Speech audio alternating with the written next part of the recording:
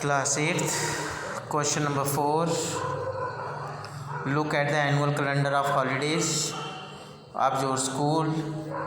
How many them pertain to different religions? What does this indicate?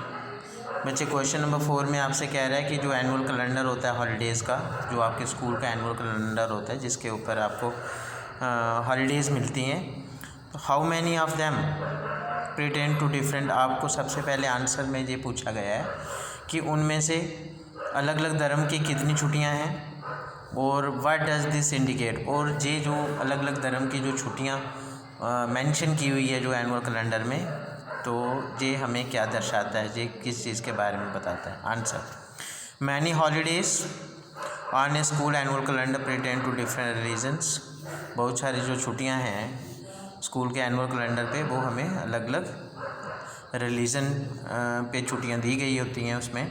तो this indicate that the India is a secular country. सबसे पहले हमें इस calendar की जो रीडिंग करने के बाद में हमें हम ये महसूस करते हैं कि इंडिया जो है वो एक सेकुलर कंट्री है।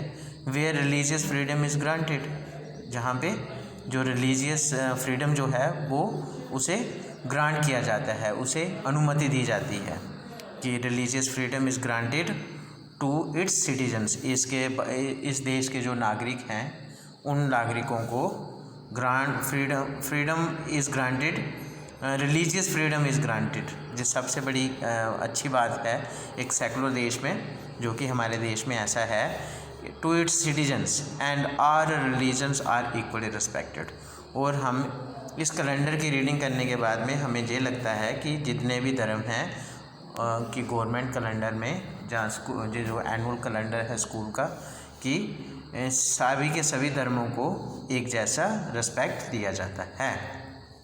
Question number 5, find out some examples of different views within the same religions. एक ही रिलीजन है और उसमें डिफरेंट व्यूज़ होते हैं, तो एग्जाम्पल दे के फाइंड आउट करो। उमंग मुस्लिम्स, आप मुस्लिम समुदाय को लेके ही इन्होंने आंसर एक्सप्लेन किया हुआ कि many people believe in Prada system. मुस्लिमों में एक प्रदा सिस्टम है और बहुत सारे जो मुस्लिम हैं वो इस पे विश्वास रखते हैं कि पर्दा सिस्टम जो है वो उसे हमें उसी के ऊपर हमें प्रैक्टिस लेके ही मतलब उसे हमें फॉलो करना चाहिए पर्दा सिस्टम को।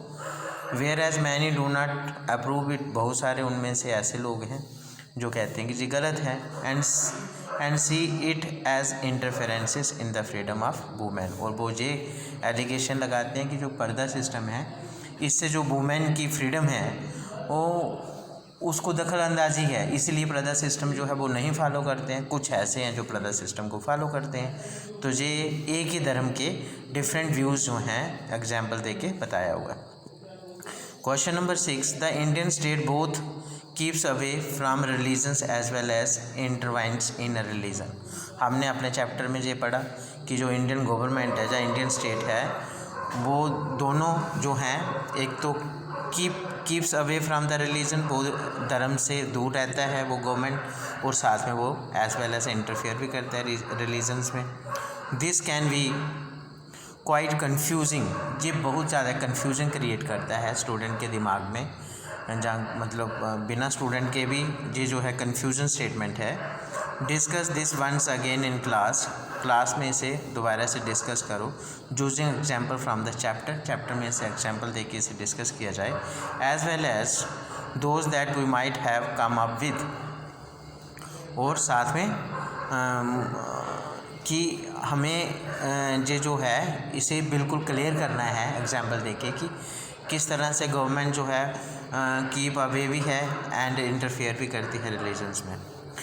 Answers, the Indian state distance itself from the religion. हमने अपने चैप्टर में ये पढ़ा है कि जो इंडियन गवर्नमेंट है वो दूर रहती है, अपने आप को दूर रखती है धर्मों से, and it is not the rule by the religious group. और ऐसी गवर्नमेंट होती है जो कि बिल्कुल स्पष्ट होता है कि कोई एक धर्म का ग्रुप जो है वो रूल नहीं कर रहा है गवर्नमेंट में, और nor does it support any one religion, ना ही गवर्नमेंट जो है सपोर्ट करती है किसी भी एक धर्म को।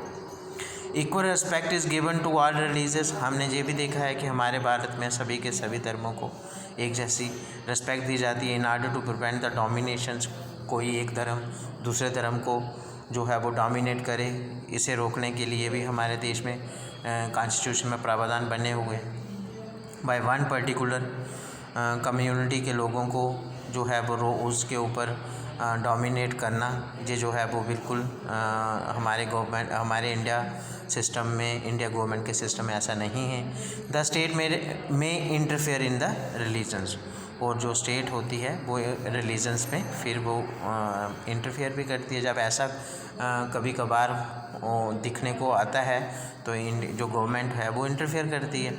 State may interfere in the religion to ensure that, state government जो है वो तब ही इंटरफेयर करती है धर्मों में कि उनको यकीनन बनाना that all the religions are treated equally, तो सभी धर्मों को एक जैसा ट्रीट करना जो है वो गवर्नमेंट का एक उद्देश्य होता है कि सभी धर्म जो हैं वो उनकी रिस्पेक्ट की जाए, उनके जो रूल एंड रेगुलेशन जो हैं वो ह्यूमैनिटी के अगेंस्ट नहीं जाए, तो तब वो गवर्नमेंट इंटरफेयर करती है।